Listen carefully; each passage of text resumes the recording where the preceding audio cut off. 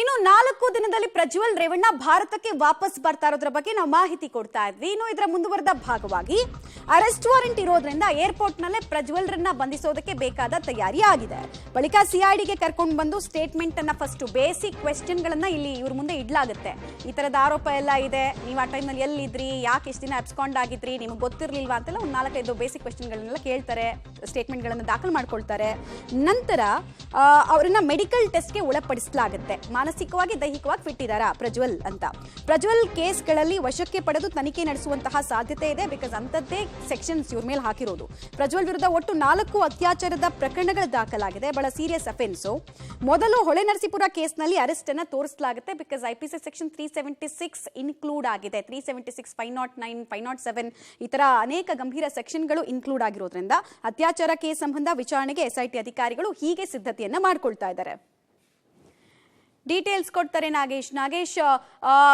IPC section 376 include ಆಗಿರೋದ್ರಿಂದ ಅವರಿಗೆ ಅಂದ್ರೆ ಆರೋಪಿ ತನ್ನನ್ನ ತಾನು ಡಿಫೆಂಡ್ ಮಾಡ್ಕೊಳ್ಳೋದಕ್ಕೂ ಕೂಡ ಕಾಲಾವಕಾಶ ಸಿಗೋದು ಬಹಳ ಕ್ಷೀಣ ಅನ್ನೋದು ಗೊತ್ತಾಗ್ತಾ ಇದೆ. ಉಳಿದಂತೆ ಯಾವ್ಯಾವ ಪ್ರಕರಣದಲ್ಲಿ ಹೇಗೆ ಸಾಗುತ್ತೆ ತನಿಖೆ ಅನ್ನೋದು ಇಂಪಾರ್ಟೆಂಟ್ ಇಲ್ಲಿ.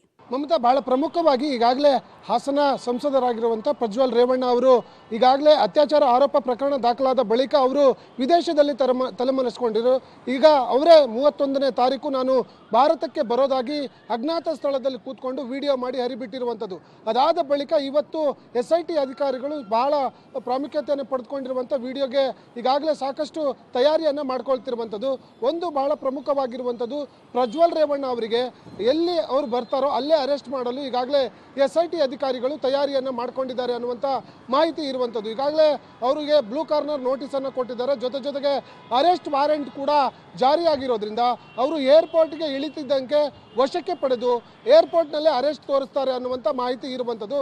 ಅದರ ಜೊತೆಗೆ ಈಗಾಗಲೇ ಅಲ್ಲಿ ಅರೆಸ್ಟ್ ತೋರಿಸಿದ ಬಳಿಕ ನೇರವಾಗಿ ಅಲ್ಲಿಂದ CID ಕಚೇರಿಗೆ ಕರೆದುಕೊಂಡು ಬಂದು ಅಲ್ಲಿ ವಿಚಾರಣೆ ಮಾಡ್ತಾರೆ. ವಿಚಾರಣೆ ಮಾಡುವಂಥ ಸಂದರ್ಭದಲ್ಲಿ ಆ ವಿಡಿಯೋ ತೋರಿಸಿ ಒಂದಷ್ಟು ವಿಚಾರಣೆ ಮಾಡುವ ಕೆಲಸವನ್ನು SIT ಅಧಿಕಾರಿಗಳು ಆರಂಭದಲ್ಲಿ ಮಾಡ್ತಾರೆ.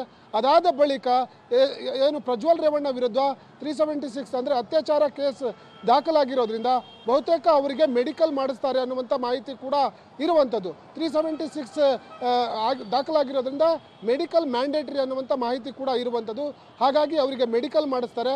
ತದನಂತರ ಅವರಿಗೆ ಕೋರ್ಟ್ ಮುಂದೆ ಹಾಜರುಪಡಿಸಿ ಮತ್ತೆ 14 ದಿನಗಳ ಕಾಲ ಕಸ್ಟಡಿಗೆ ಪಡೆದು ವಿಚಾರಣೆ ಮಾಡಲಿಕ್ಕೆ ಈಗಾಗಲೇ SIT ಅಧಿಕಾರಿಗಳು ಎಲ್ಲ ಪ್ಲಾನನ್ನು ಮಾಡ್ಕೊಂಡಿದೆ ಅನ್ನುವಂಥ ಮಾಹಿತಿ ಈಗ ಸದ್ಯಕ್ಕೆ ಇರುವಂಥದ್ದು. ಮಮತಾ, ರೈಟ್, ಧನ್ಯವಾದ ನಾಗೇಶ್ ನಿಮ್ಮಲ್ಲಿ ಮಾಹಿತಿಗಾಗಿ. ಸದ್ಯಕ್ಕೆ ನಾವು ಹೇಳ್ತಾ ಇದ್ವಿ IPC ಸೆಕ್ಷನ್ 376 ಹಾಕಿರೋದ್ರಿಂದ ನಾನ್ ಬೇಲೆಬಲ್ ಸೆಕ್ಷನ್ ಕೂಡ ಆಗಿರೋದ್ರಿಂದ ಪ್ರಜ್ವಲ್ ಬರ್ತಾ ಇದ್ದ ಹಾಗೆ ಅರೆಸ್ಟ್ ಆಗ್ತಾರೆ. ಜೊತೆಗೆ ತನಿಖೆಯನ್ನ ಎದುರಿಸ್ತಾರೆ. ತನಿಖೆಯಿಂದ ಯಾವುದೇ ವಿನಾಯಿತಿ, ಸಾಮಾನ್ಯವಾಗಿ ಬೇರೆ ಪ್ರಕರಣಗಳಲ್ಲಿ ಆರೋಪಿಗೆ ತನ್ನನ್ನು ತಾನು ಡಿಫೆಂಡ್ ಮಾಡ್ಕೊಳ್ಳೋದಕ್ಕೆ FIR ಆದ್ಮೇಲೂ ಕೂಡ ಅವಕಾಶ ಇರುತ್ತೆ. ಆದರೆ ಈ ಕೇಸ್ನಲ್ಲಿ ಪ್ರಜ್ವಲ್ಗೆ ಅಂತಹ ಅವಕಾಶ ಕಿಂಡಿ ಇಲ್ಲ.